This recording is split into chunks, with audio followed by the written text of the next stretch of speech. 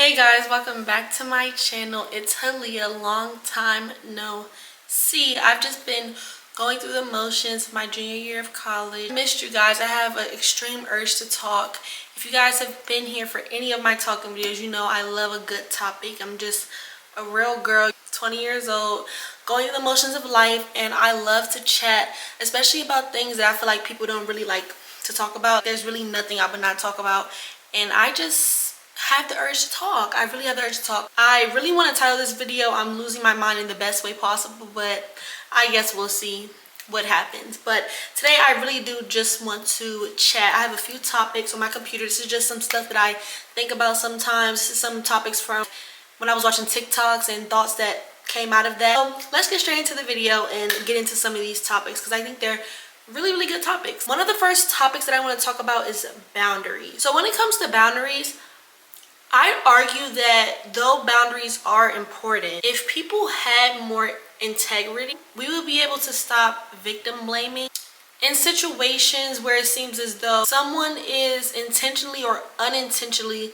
losing sight of their boundaries and somewhat kind of their values when it comes to how they interact with others in relationships and things like that. And I feel like maybe sometimes if you're conversating with somebody, victim or victim blaming can be an abrasive term, because even me personally, I don't ever like 100% feel like a victim or feel like I'm unwillingly participating in things, like, you know what I'm saying? It's a whole makeup of how you get into situations, what develops from it. I don't really feel like a victim, but I feel like the term victim and victim blaming is abrasive because the action of victim blaming is abrasive. If you ever like vent to people a lot, or I don't know, like the topic of boundaries is just that if you ever vent to somebody about how somebody else is treating you, they're like, oh, people treat you how you let them treat you. You have to have boundaries. You have to have self-respect. You have to have self-worth. You have to have self-value, self-confidence. I have self-confidence. I have self-value. I have self-worth. I have self-esteem.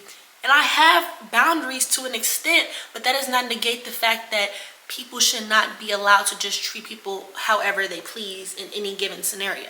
I feel like it's important to highlight that integral people or good people don't need permission or prompting to treat you well. I feel that as humans interacting with each other, we all need to have a respect for boundaries, even if we don't perceive someone else to have them. Like, even if you do feel like people do have boundaries, even if you feel like they are not in place in the way that they should be, when it comes to adult experiences and relationships, I feel like it's very key that you treat people well because people are supposed to treat people well, not because you don't think they'll stand for you treating them wrong. If you have desire and thought processes to treat someone wrong to the point where because they have a boundary you can treat them well, you already did not have good intention. Also, I think a big part of this is determined by self-awareness, and also to the extent in which you know yourself. As someone who does uphold themselves on integrity and feel like that is a good quality that I do have and that I don't really waver from, I don't respect others because they have a boundary to be respected. I respect others because I find myself to be respectful through experiences, through understanding of who I am, why I'm here, what I want to be given to me. I am respectful because I see value in respectfulness and being respectful. I see value in it, so that's why I'm respectful. Not necessarily that, oh, people won't talk to me if I'm not respectful. People won't give me things if I'm not respectful. People will ignore me if I'm not respectful. It's no negative connotation for me. I'm respectful because I'm respectful. Me being respectful has nothing to do with somebody else. If I did something disrespectful because you did something disrespectful, it's not you causing me to do something disrespectful. It's me actively choosing to do something even though it might seem disrespectful. You know what I'm saying? It's not through perception of others. It's about how I see myself and what I see value in. I don't stay loyal because somebody has a boundary for loyalty. I stay loyal because I am loyal. And I just hear a lot of times people saying things like, oh, maybe they don't know what you want. Closed mouths don't get fed. Maybe they don't know you see it that way. Maybe they don't know you feel a way about this thing. And while that can be true and context is important when that is true, I feel like it's really important to highlight that everyone of a certain age knows the difference between right and wrong. And furthermore, even if people have differences of opinions on what's right and wrong when it comes to morals and ethics, even if you do have a perception of right and wrong and it could be different from someone else's, we all know what we want personally and how we want to be treated. So I don't think it's crazy to say that if you want people to respect you, you should respect them automatically, without being asked, without being prompted. You should respect people. It comes to a point where we cannot really have conversations about boundaries while ignoring the factor of integrity, because boundaries are important, yes, but what is boundaries when you're meeting in comparison with people who don't have integrity? You know what I'm saying? Boundaries can only be enforced but so much. In situations where people are not respecting your boundaries, the only option you have is to leave. In situations where people are being integral, in scenarios where people are being integral, you can work around things. You then have room for communication. You then have room for change. You then have room for growth. If you don't have integrity, boundaries are a non-factor. Boundaries are a non-factor, especially when it comes to communication, and relationships with other human beings. If you don't have integrity, you cannot have boundaries. You cannot speak on boundaries. You cannot respect boundaries if you don't have integrity, because you have to first understand your own. You know what I'm saying? And my boundaries are with me. It's about self-accountability, self-understanding. It really doesn't have anything to do with other people and other people's perceptions. My boundaries are things like, I'm not gonna lie because I don't find that there's reasons that I would have to lie. I'm not gonna steal because I don't think stealing is right. You know what I'm saying? My boundaries are with me. So I feel like, and that's why I feel like a lot of people get it confused when they see people interacting with people. They're like, oh, they don't have boundaries. They don't have self-respect. They don't have self-love.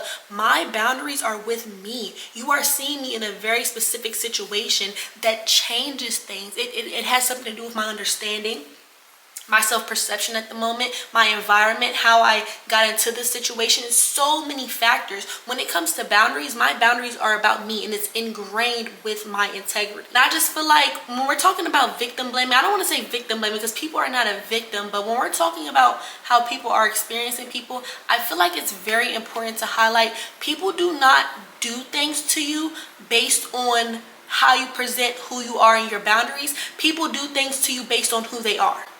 And I feel like this is something that I'm kind of mastered in, because I had a lot of instances where I feel like I was having identity crises, and I started to reflect on myself. Like, people were treating me so bad, blatantly and consistently, that I had to then look inwards and think, is it something about me?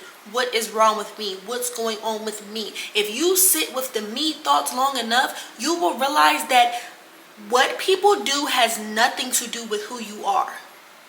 And that goes back to my point. I don't treat people well because they're good people. I don't treat people well because I want things from them. I don't treat people well because I want them to see me well. I treat people well because that's who I am. If somebody is treating somebody wrong, it's not because a person is lacking boundaries. It's because the person is lacking integrity. And even if the person had boundaries, the person would not understand it or perceive it because they don't have integrity. They don't have care. They don't have consideration. And they have no boundaries for themselves. If it's somebody lacking boundaries in a situation where somebody is being treated wrong, the person lacking the boundaries is the person who is doing the wrong, in my strong opinion.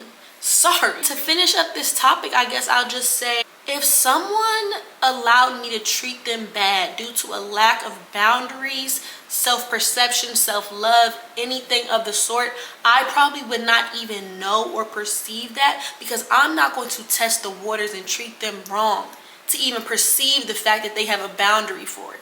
You know what I'm saying?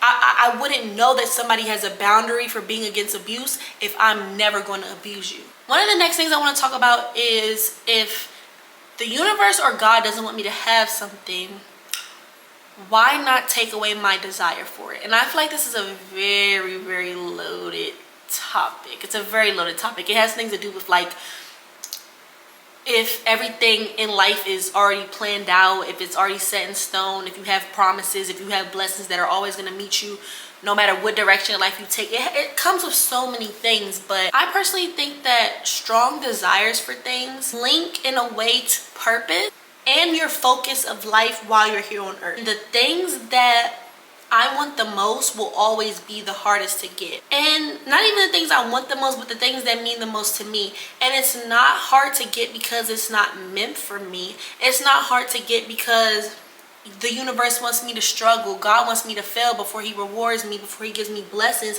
It's simply the fact that because I care extremely about it, I care deeply about how I get it, how I receive it, how I obtain it, how I keep it, how I nurture it, how I grow it. I care. I will overthink endlessly. I care deeply about this thing. And that's why it's so hard to get.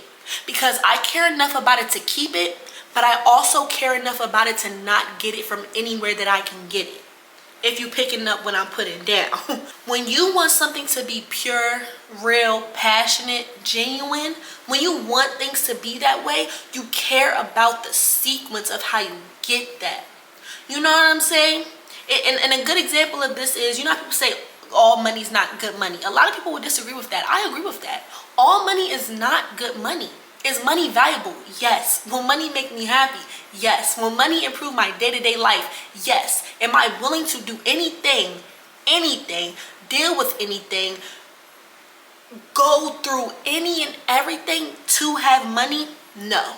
There are simply too many ways to get money for me to take any and every way that there is to get money.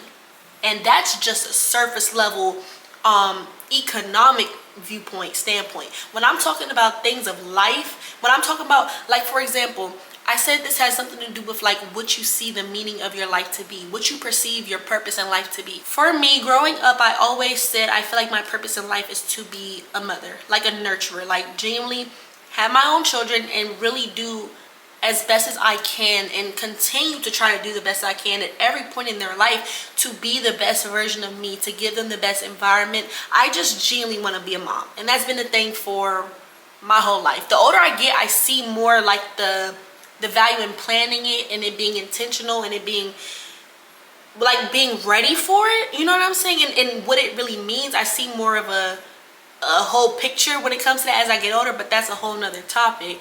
I feel like my purpose in life is to be a mom. I feel like I have trouble even dating. I have trouble with relationship, with romance. In ideal situations where you reach children, there is romance. There is success in dating. There is success in relationship and connection. So I feel like I can't even touch this. I'm not allowed to touch this. And this, I feel like, is my purpose of life. So at some point, you will start to, if you think about things, if you take the time out to think about your life and think about what you're going through and think about how you're feeling and think about why you're experiencing what you're experiencing, though we might never know why, if you're thinking about it, at some point you're going to ask if God or the universe, whatever is controlling the world, putting things into place, if there is a rhyme or a reason for anything on this earth, if the person that created this earth created me, my desires, my ideologies, my thoughts, my beliefs, if the person that created all of this does not want me to have this, why would they not put something in my life to make me no longer desire it fully? Why would they not take away the I need this before I leave this earth? I need this to make my life feel worth living. I need this. It'll make me a better person. It'll foster growth. It'll foster a good environment. I need this. Why would God or the universe not take that away? But I feel like at some point, just because you have not gotten something yet does not mean that you are not meant to have it. And maybe sometimes your journey and how you get to what you're trying to receive is so important that it's not a fact of why doesn't the universe take it away? Why doesn't God take it away? They don't take it away because that's who you are. And that's why you present well in the world. That's why you keep showing up every day. That's why you keep trying. Not necessarily because you don't have it, but because you see the value in it. And because you see the value in it, it's going to be very hard for you to get a form of that holds all of the value that you do about that thought or topic or that desire. You know what I'm saying? I just think it's a loaded topic because it gets into like God and the life and the universe and the divine energies. It gets into so many things. You know what I'm saying? It's a loaded topic. It's a loaded topic. But yeah, let's go into the next one. The next thing I want to talk about is lack of motivation. Oh my gosh, I feel like I experienced that so much. I feel like I have like limitless, endless desire and goals, and I have very minimal amounts of action or desire to have action to achieve and attain those goals. A few weeks ago I asked my TikTok if this was ADHD, which I do think that to the extent in which I experienced this, it is a form of ADHD. I'm not diagnosed with ADHD, by the way, but I just think that is a symptom of ADHD. Like, I have extreme desire for things. And not only do I have extreme desire and goals for things, but I have extreme desire for like the things that are the hardest to get. I have goals that are very extreme. I have high levels of goals, but when it comes to action, motivation, prompting, I fall short. And even if I do have a spark of like, oh, I'm gonna try for that, it's brief. It's at a random time. It could be 5 a.m., 3 a.m. and I'm thinking, oh, I'm gonna plan out a whole plan on how to achieve this. A day later, I'll be off the thought. I won't be thinking about how to achieve it. I won't be thinking about if I just let it go. And it's sometimes, because I feel like there's some topics where it's like it stays, and that's like a fundamental part of my life and things that I think about. But I feel as though fear may be a factor. I feel like there's like subconsciously some trauma in me that's associating extreme effort and deep emotion. I feel like I associate that with things not working out anyway, or it not even making a difference, it not making a dent. Like, I feel like there were so many situations in my life where I was trying really hard. I was going out of my way. I was thinking about it every day. I was getting up and doing it every day. It was always in the back of my mind. I was always considerate. I was always pondering. I was always in thought. Always. And I realized that not even just in thought, it's not even just with me. I was always in action. I always was reaching my hand out, seeing if somebody would pull me across the water. I was always leaving room. I was always leaving the door open. I was always there. I was always putting towards action, and I found that it made no difference. You know what I'm saying? I found that it made no difference. So I feel like in my mind, subconsciously, there's a connection between no matter my desire for things, no matter my drive for things, if it's not going to happen, it's not going to happen. If it has not happened, it might not happen at all. Maybe it's not for me. You know what I'm saying? I feel like there's a connection in my brain with those two things, and I feel like that makes so much sense, because if I'm always trying for things, say if there's a friendship, I'm always trying for the friendship, I go out of my way, I talk to them, I over communicate. They think I communicate too much. They think it's at a dead end. They think they're bored with me. They think I talk too much. I'm seeing that the things that I believe are the right way to do something, the way that I believe it's right to foster a friendship, build a friendship, grow a friendship, even if I move in the correct way, I still won't receive what I am working towards. School is a great example of this, and it has a good thing to do with lack of motivation. I want to succeed in school very bad. No matter how hard I study, there are some things that just don't. You know what I'm saying? There are some things that just do not. In my mind, at some point, I feel like I started to believe my efforts are just not enough to attain this thing. And I feel that way about so many things. Academia, relationships, everything. Just day-to-day life. I feel like when I was trying my hardest, nothing was shaking, nothing was moving. Now that I'm not trying, nothing's shaking and nothing moving, but at least I'm not overexerting myself, which that's another topic, so I'm gonna keep on. But yeah, I just feel like subconsciously it feels like all of my efforts are kind of worthless. And that sounds really dark, but if there's a way to put that, to like explain that feeling, that's what that is. Not even that my efforts are worthless, but sometimes that I'm just helpless in some situations or scenarios. I just personally feel like I have had to work 10 times harder for things that some people don't have to work for at all, or that I feel like society or life or media has promised all of us. But I do think to a certain extent that is something that everyone experiences. It's just a product of like focusing on your lack and what you want to develop and grow in your life. The next topic that I want to touch on, unsatisfaction before your level up. Something that I've genuinely always had a thing for as long as I can remember. I love pondering. I love, and though overthinking is painful, I love overthinking. I love deep internal analytical attention to things that I care about. For as long as I can remember, I love having life-based problems, existential crises. And it sounds odd to say that, but I love having problems and then finding meaning in it. Finding the purpose of a life in it.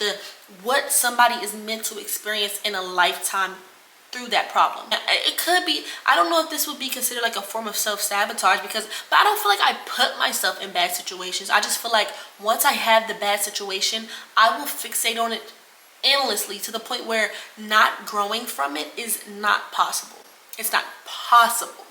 I've thought about it so much that it is going to be ingrained into my everyday behavior for at least the next 5 years. I go through that a lot. Every emotion, and I feel like people used to feel like I was so dramatic and I just was so expressive. I catastrophized a lot, which I did. I feel like people felt like I catastrophized a lot, but it's just like I need the motivation. I feel like motivation is a funny term because I just told you guys I don't have motivation. Now I need the motivation, but I need the experience of what I'm feeling. I need to really sit in it and feel it and sulk. I need to feel it. I need to remember this feeling. I need to understand it. I need to understand it so much so to the point where somebody could come give me a sprinkle of it in their own life and I'd automatically understand what they're going through and I'd automatically resonate with them. I just needed to really, really sit in everything. Everything. It's like I just really enjoy developmental overthinking. And it's like I feel like sometimes I do try to trigger it until it forces change or growth.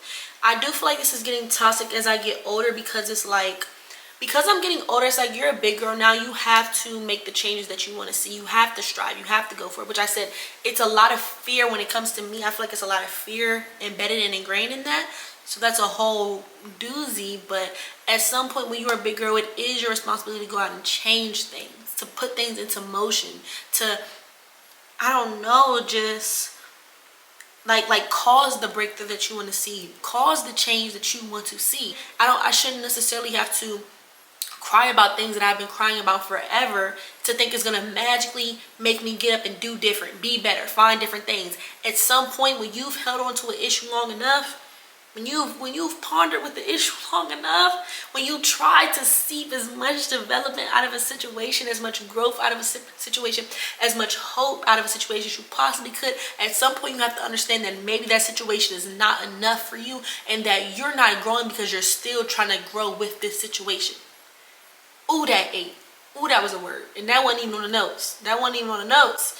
Because I think that's so real. Like,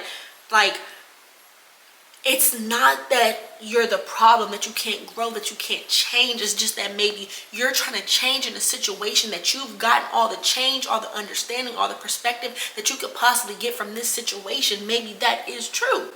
Maybe that is something that I am experiencing.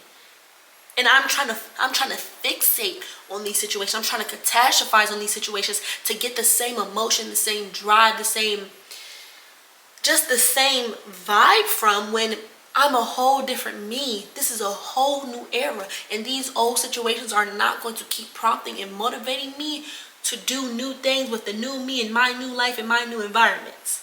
I think that's so real. One of the next things I want to talk about is like living the same days over and over, not knowing what the future holds, letting go and letting God. And I feel like this really ties into unsatisfaction before you level up, because I swear when you feel like you are living the same days over and over and over, I just have to believe that maybe that's the universe trying to teach you, like, that's the method in which you get to things that you want. It's gonna seem repetitive. It's gonna seem boring. It's gonna seem like you've been trying for a little minute, even though, like I said, I feel like trying has become a trigger for me. We're going to touch on that as well.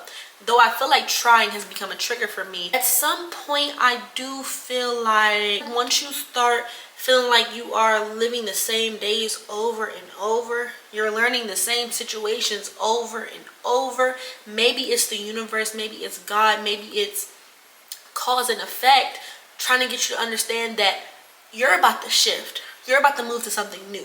You are about to grow to a new height. You are about to experience something that you have not yet experienced. So make sure you understand this feeling that you felt when you were living the same day over and over again. Make sure you understand and keep in mind your experiences when you move to new ones. Make sure, like, you know what I'm saying? Remember how I said that maybe God wants you to really experience things, really understand things before you get what the purpose of your life is? Maybe, just maybe, it is so important what you have previously learned. Maybe it is so important what you are currently learning, currently sitting through, that you will literally have to remember this. And the universe is going to make sure God, we're going to say God. We don't know. I don't know. I don't claim to know anything about anything. But say God. He knows that height that you are about to move to, you've been asking for it and asking for it. You've been praying for it. You've been waiting for a blessing. You've been waiting. You've been trying. You've been crying. You went through trials and tribulations. I'm going to give that to you, but make sure you understand the methods in which you had to go through to get there. Make sure you understand. Make sure you receive it. Make sure you really put it into your foundational characteristics. Make sure it's a part of your beliefs, your understanding system. Make sure that the days that you are going through right now, the repetition that you are experiencing right now, make sure that you associate that with hard work and receiving blessings. You know what I'm saying? I don't feel like people have to earn blessings, but make sure that you link repetition, motivation, drive, just commitment. Make sure that you link commitment and feeling stagnant for purpose. Make sure you link that between your goals, what you want, when you're about to shift. You need to have a link between that. I feel that that is a link into unsatisfaction with life before your level up. That's just the growing pains, which is also another topic, but that's just the growing pains of life. And now when it comes to letting go and letting God, I feel like God and religion and relationship, things like that, is a whole broad issue. And it really boils down to if you think God is like a metaphor, really a being. What I believe is, I feel like God is an energy. I feel like we've humanized it. We made it in things that we can understand. We made it that ways we can understand. But I do feel like it is a unimaginable, unexplainable energy. And I say it for a reason. I don't think that it's a person. I don't think that it speaks. I don't think that this is a whole nother topic. I don't think that it's really a person or just a specific, like a random type of thing. I think that it's like unexplainable, unimaginable forces and direction and purpose. It's everything. Everything possible that you believe to be a good, positive thing is clustered and bunched and generated through God. So when I say let go and let God, I feel like it can be tricky, because when you say let God, you're placing it into like somebody that you think is a person, somebody that you think gives blessings, somebody that you think is moving paths in your life. And I feel like it's almost kind of, passive. I feel like it allows you to kind of let go of your problems, but like still think that it's going to work out without you putting any effort into it, because it's handled for you. You know what I'm saying? I feel like that can be dangerous, especially for people that overthink. So it's very hard for me. When I say let go and let God, it's just a metaphor. It's just something that people say. I don't necessarily think that God is going to come, pick up my problem, pretty, give it back. When it comes to the phrase let go and let God, how to find a good balance between that is something that I struggle with a lot.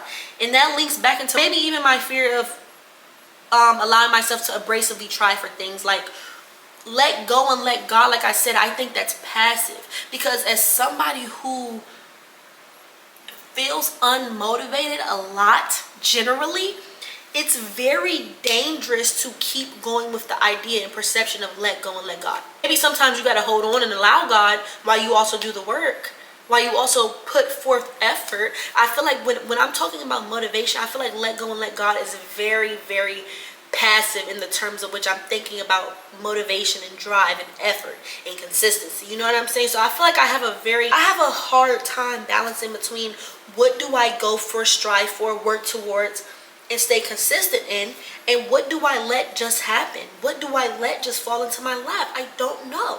I can't perceive it. I don't understand it. I simply don't know. And I feel like that's something I struggle with a lot. And I'm not too sure how I could really get out of that. I guess it will come back up into desires. But like I said, I have desires to do everything. I have desires to understand everything. I have desires to experience everything. There's no way possible I'm going to be able to everything in life.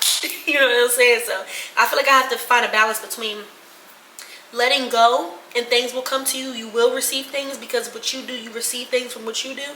You receive the promises and the blessings from God. You receive, you will always receive no matter what you do. And I have to work for this. I have to try for this. I have to be okay with the unsatisfaction to life before I grow up, I level up, and I experience this. Crazy topic. I could go on for days. Next topic is doing too much mentally and subconsciously for relationships, platonic and romantic. Doing too much mentally and subconsciously for relationships has made present day me not really want to do anything, or not want to do anything, but feel comfortable doing anything. Forget comfortable, even feel appropriate doing anything. I feel like that this is just emotional burnout. Like I said, I am deeply reflective. As long as I can remember everything that I felt some type of negative emotion to, I've pondered on it. I thought about it. I fantasize about different scenarios. I fantasize about different outcomes. I tested to see if my different efforts would change the outcome. I was deeply and ultimately, unexplainably invested and interested emotionally in every memorable experience that I've ever had. And I feel like that links to emotional burnout. That is emotional burnout. What I feel like I'm experiencing right now, I've tried so hard for everything, I don't want to try for anything, that links back into me feeling like my works are worth nothing.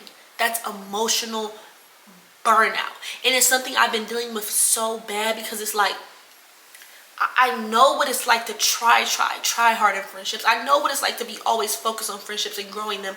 And I learned that if the friendship isn't meant to be, if the other person isn't trying, if it's just not Haliyah's day, nothing will change. Now, I just would like to see. What would happen. I know what it's like to try for romantic relationships and situationships, and think, could things get better? Would it get better? If I try harder, will it be like this? If I look better, would it be like this? If I was more like this, would it be like this? I have done so much I've gone through so much emotional turmoil that I literally am burnt out.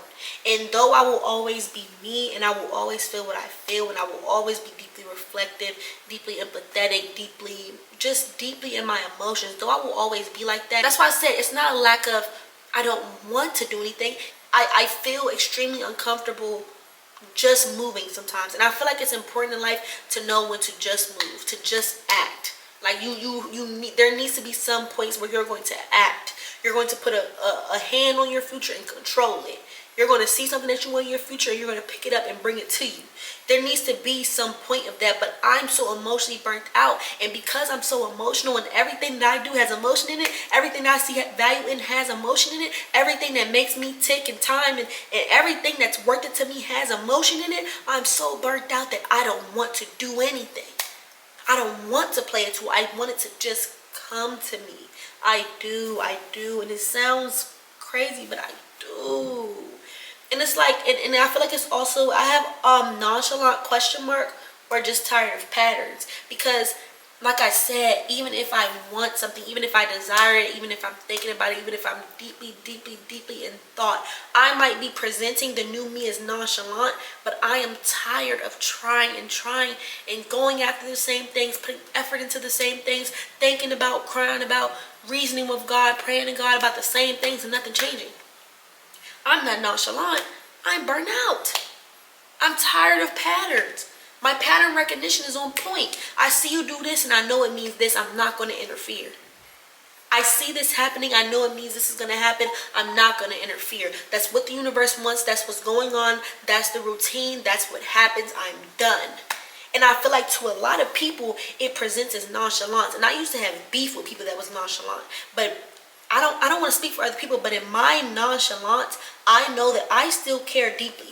I'm still going to act as if I care deeply. I'm still going to take your feelings into consideration. I'm still even going to have sometimes random actions that show I am deeply, deeply emotional, deeply inquisitive, deeply reflective. I'm going to have all of that, but I present now as way more relaxed. I don't feel like I'm nonchalant. I feel like I am tired of patterns. When you show me something new, that's when I'll spark.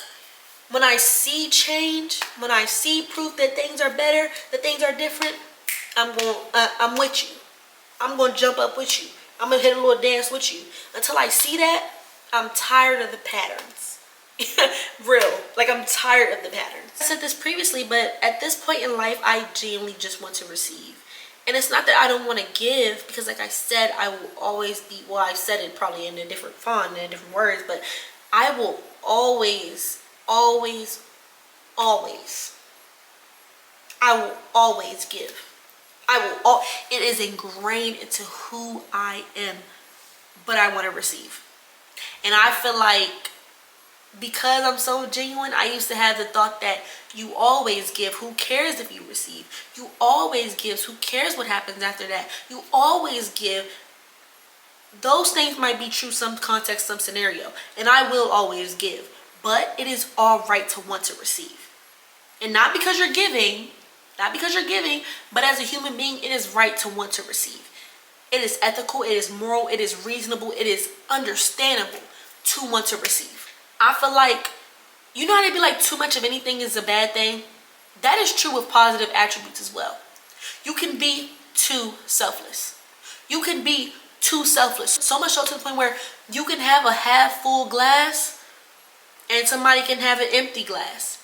And you will pour teaspoon by teaspoon by teaspoon until your glass, your pitcher, because mind you, you don't even compare to people. How you could probably, if you were full, you probably could fill up their glass without even being half of you.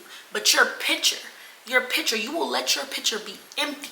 Though your pitcher is supposed to supply everybody's drinks, supposed to satisfy everybody, though your pitcher is supposed to be beneficial on a larger scale than their glass is supposed to be, you will sit there and empty out your pitcher to fill their glass. Is it selfless? Yes. Is it dumb? Yes. Will you get rewards from the universe from doing it? Don't think so. You have to have some perception of self-preservation. And teenage me had no, I'm about to turn 21. Teenage me had no perception of selfishness. None. None. Like, and I wish it was a joke. I wish it was a, teenage me had no perception of selfishness. You guys can contact every single person I've ever had a friendship, had a romantic like dealing with. I want you to ask them, have I done anything selfish to them? I was gonna say blatantly selfish, but selfish has a meaning. And I cannot think of any situation in which I've had interactions with somebody that I have been selfish. I cannot. So yes, I think that selflessness, amazing. But while you're being selfless, you also have to understand self-preservation. Like I said, it's not that I don't want to try, it's just that it has to be mutual and it has to be clear. And I have to feel comfortable, and not comfortable through words, but comfortable through actions, through repetitive. It's like I've gone through so much bad that even if I did have a little good, I needed to be consistent. I needed to be constant. I needed to be clear. I needed to be definitive. I needed to be so clear and so undeniable for me to even believe that it's real. Believe that I'm not being used. Like, it just has to be crazy. I'm just really at a point where I'm prioritizing those who prioritize me. Like, that's a big part of my life right now in this season, and I think it's really important. Like I said, I'm burnt out, and that's something I've been honest about consistently throughout this video. I'm burnt out. So everything that I'm showing up in, I'm still me. I still have all the same passions. I still have all the same compassion. I still have all of the same everything. It's just my approach is different. I'm burnt out. So if I'm going to go there with you, I need you to be there with me too. If we're gonna tackle this problem together, I need you to be ready to get your knee pads dirty.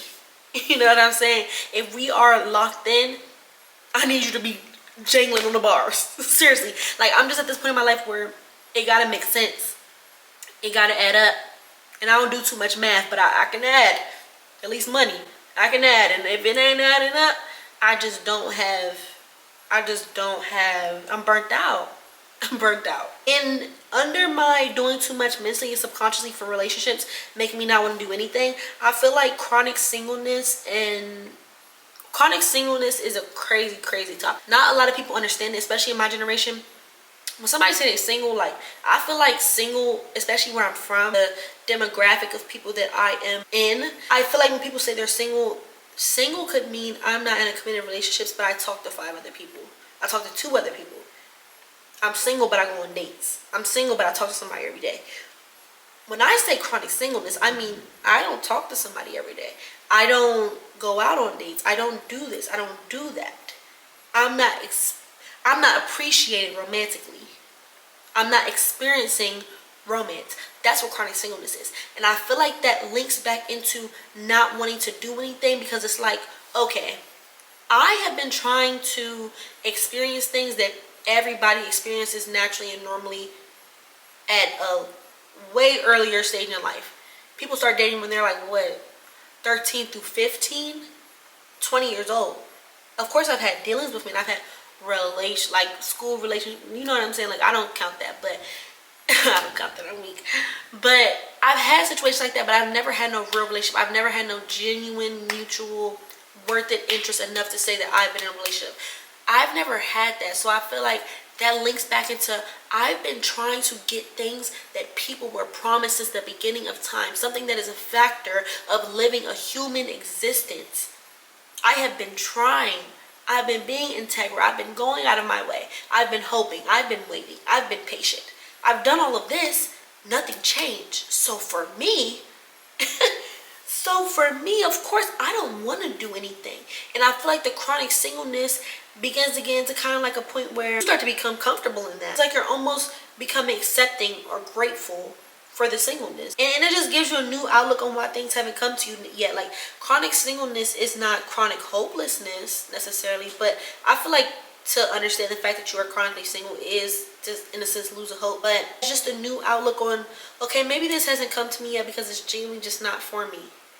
That links back into the desire to do things, because if something's not meant for me right now, my extreme hard work of it is not going to make it fall in my lap. I'd even argue that love is not something that you can strive for and try for. It's pure luck.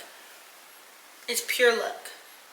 So pulling for it, trying for it, having consistency with it, having effort with it is not what makes it fall into your lap. The only thing that makes it fall into your lap is falling into your lap. It's nothing you do for it. It's nothing you do it. You don't do anything. So for me, it's like a sense of that I link that back into, I don't want to do anything. Just how those people were deserving to get that stuff, I want to be deserving to have it. And I think I'm deserving to have it right now, but I don't want to have to ask for it. I don't want to have to beg for it. I'm not asking no man to take me on no date. I'm not asking no man to buy me no flowers. I'm not asking no man to do anything. Because there are people who have experience without having to ask. And especially if it's from that man. Because I say all the time, I can't complain about no man not texting me, not calling me. It's somebody in that phone, he don't got that don't got to talk. They don't got to say nothing. They don't got to say nothing. They could be a mom, and he don't hit that phone. He hit that phone. So why would I be going out of my way? I'm burnt out already. Why would I be going out of my way to receive that, invoke that, entice that idea? No, I'm not doing that. I'm not. And lastly, this has been a long video, but it's so real, honestly. Lastly, I want to talk about meeting a new you. And just while we're on the topic of singleness, I wanted to say this quote that I seen. It's all right if you don't clap for me, because I've seen the teams you cheer for. And I had a really big era in my life where I dealt with I dealt with identity crisis. I dealt with identity crisis, and I dealt with deep reflection and thinking that people do things to me, and not do things to me, but I experience things in the way I experience because I'm me. And I thought it was a me thing, and like they only treat me bad. They only do bad things to me because there's something wrong with me. I had a deep era of identity crisis, probably when I was like 18 to 19 type.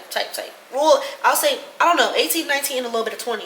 I ain't gonna lie, it was a thing. The fact that I can't pinpoint it was a thing, y'all. I was deep in it. I was thinking. I lost exactly who I am and rebuilt a new perception of who I am, what I want, what I desire, what I deserve, which is my next topic. But just to get into the it's alright if you don't clap for me because I've seen the teams you cheer for, it's important to understand that when it comes to identity, you have to understand somebody's lack of support for you.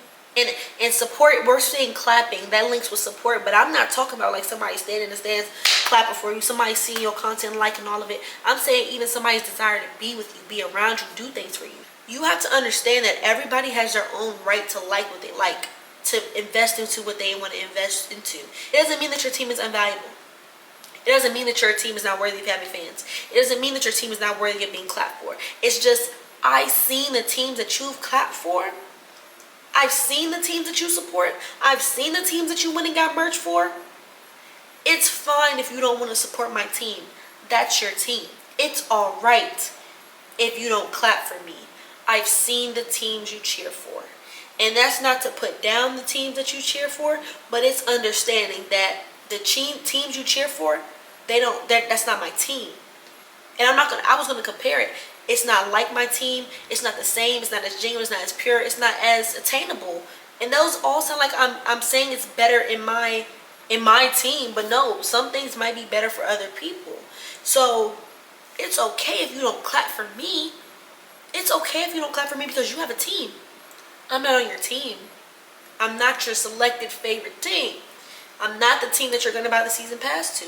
I'm not the team that you're going to always have front row seats to, and that's fine. And if there's a situation where my team is playing that other team, and that's your team, it's okay. You can clap for them. You can do a flip for them. You can do it all, baby. And I feel like once you've gone through an identity crisis, and you're really comfortable in who you are, how you feel, what you want, who you are, once you're comfortable in who you are, it is okay for everybody to pick their teams. It's okay for everybody to clap for their teams. If you think your team is number one, I believe it for you. I love it for you. To me, I think my team is number one. I believe it.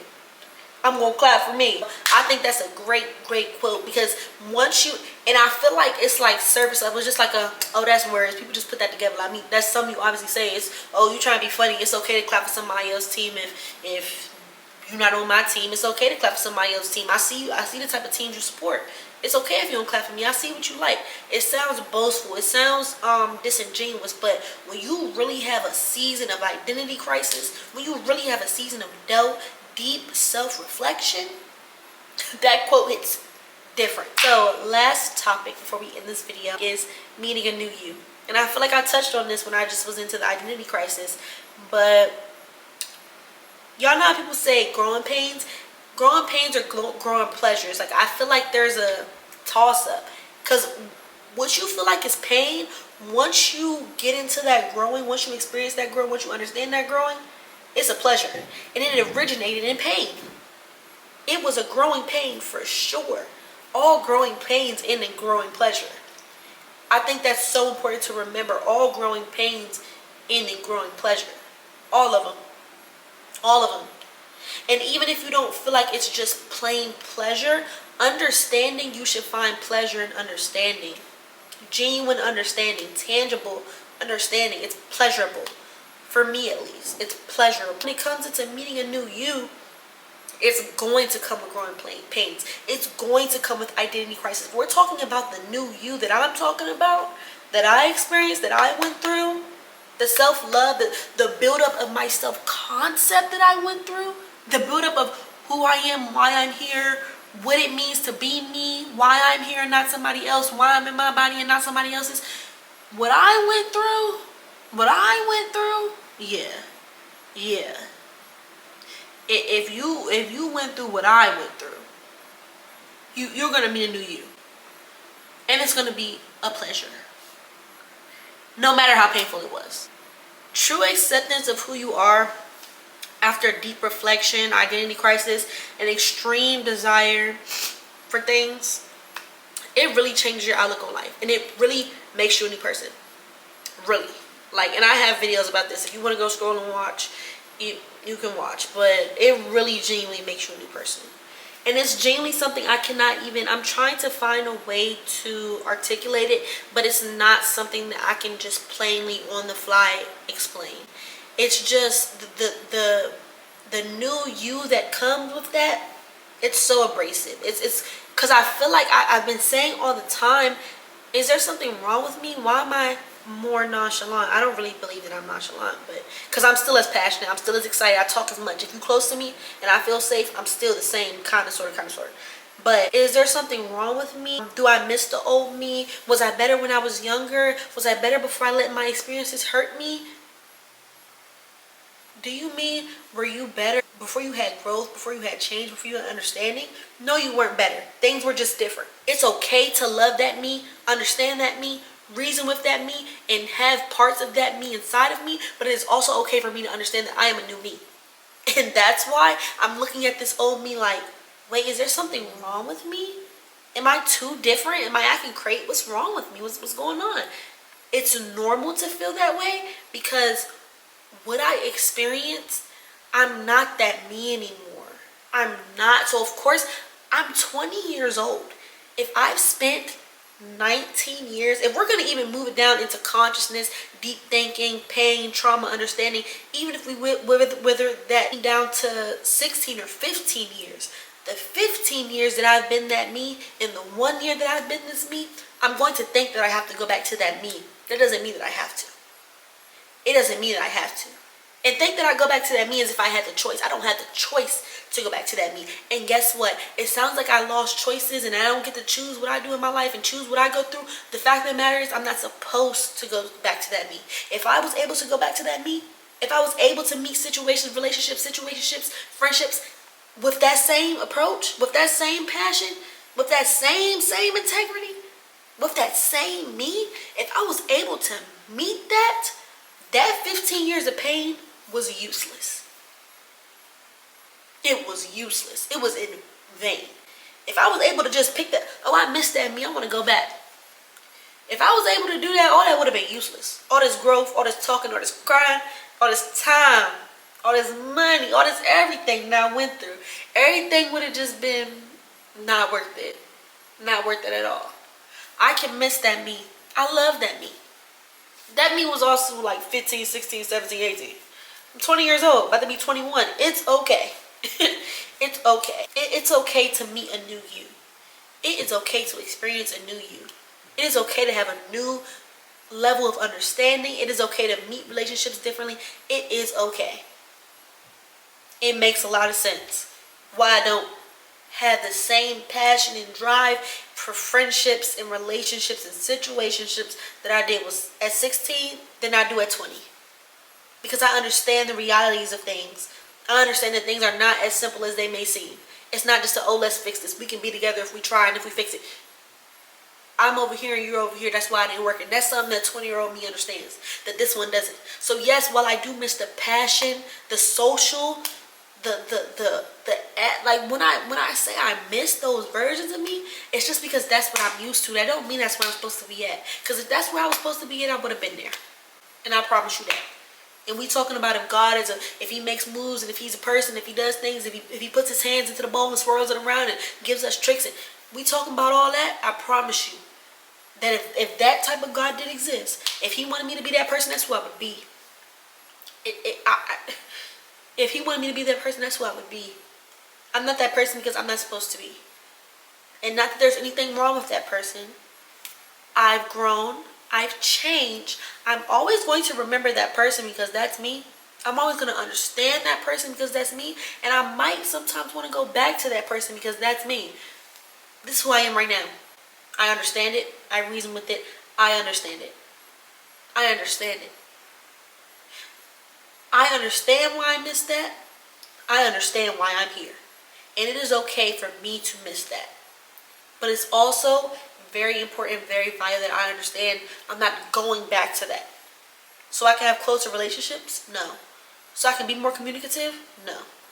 I was not communicative from a place of security back then.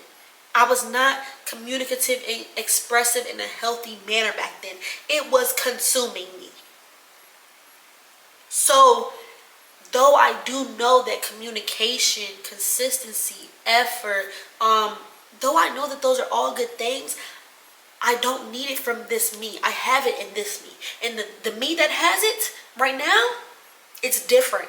It appears different. So when people think I lack communication, I lack softness, I lack eager, I don't lack it. It presents differently. And I feel like I'm saying what people don't understand, but I feel like I don't understand it either. I'm not missing anything. There's not nothing wrong with me. I still have those fundamental beliefs, characteristics, habits, the understanding of what's healthy, what's wrong, what's right. I have all of that. It presents differently. And I feel like that's something I need to understand in myself. It presents differently. You just miss this you because you feel like this you is not what you exactly want it to be. But where you're trying to get, this you didn't get you there. And it didn't get you there because it was wrong. I just know it's not going to get me there because right now I'm here. If it was going to get me here, these past 20 years, it would have got me there. And that's just real.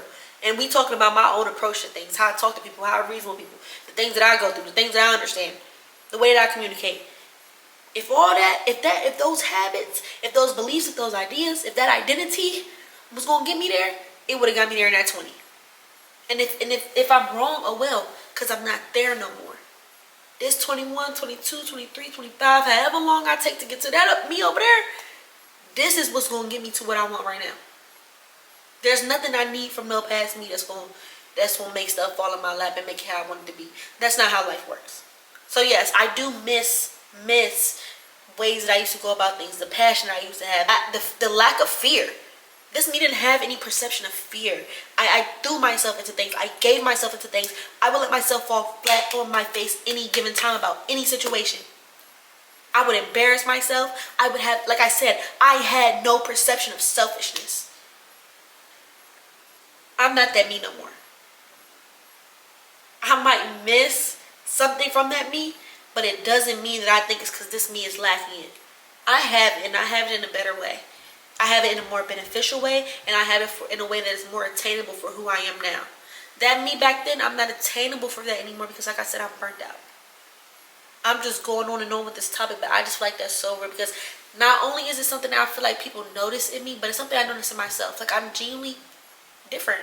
I'm just different. Like, I don't know. So, yeah, just to close off that topic, it's like, is there something wrong? Do I miss the old me? Or have I just not took the time to understand the new me? I resonate with that me. It got 20 years on me. 19. It got 19 years on me. I'm about to go into another 5, another 10. Who knows this? Who knows what this new version of me, who knows how long that version of me is going to experience. But I'm about to go into that. It's very understandable that I would understand, resonate, and reason with this me. It's also very logical to remember that soon enough, I will understand this me. And I will have peace with letting that me be put to rest. It's put to rest right now. Don't get me wrong, I ain't going back. But at some point, I'm going to be like, she was cool. Because right now, I'm like, oh, I miss how passionate she was. I miss how free she was. She would just do nothing, not think about how anybody perceived her, whatever would happen. Anything she wanted, she went and got it. Those all sound good when you put an icing on something, you trying to make it look cute, you trying to cake it up. There was a lot of turmoil, a lot of burnout, a lot of everything in that me. I'm going to have to go over here. And I'm going to have to see what shape. So, yeah. So, we have talked about a lot in this video. I do hope you guys enjoyed it. I feel great after that little rant. I feel like I need to get back to my roots. I used to post YouTube videos, just talk, just rant, get it all out. Feel it. Understand, sit with it, you know what I'm saying? I used to do all that, so I feel like I have to get back into my roots because I feel like I've been being very like passive in life, just living life day to day, just passively, just not even taking into account what's happening. My memory's been terrible. I just feel like I need to get back to my roots. I really need a good chat, you know what I'm saying? I feel like when I try to have deep talks with people now, it just goes in circles, and it's about the same topics that I've been talking about for years. So I just have to sit down and really reflect and get to the nitty gritty of it. You know what I'm saying? Like, sometimes it is good to talk to people and understand, like, hear from them and see what they gotta say about it. But it's also sometimes to really sit with yourself and see what both sides of yourself is saying. Like, so I feel like I genuinely needed this. If you guys related to anything about these topics in the comments, let me know. If you guys have any comments on these topics, let me know. If y'all want to say anything in these comments, let me know. Tell me down below, because I read them and I'm going to respond to them. I hope you guys enjoyed this video. It was definitely very freeing, very relaxing. I'm going to go eat food now. But thank you guys for watching. See you guys later. Bye.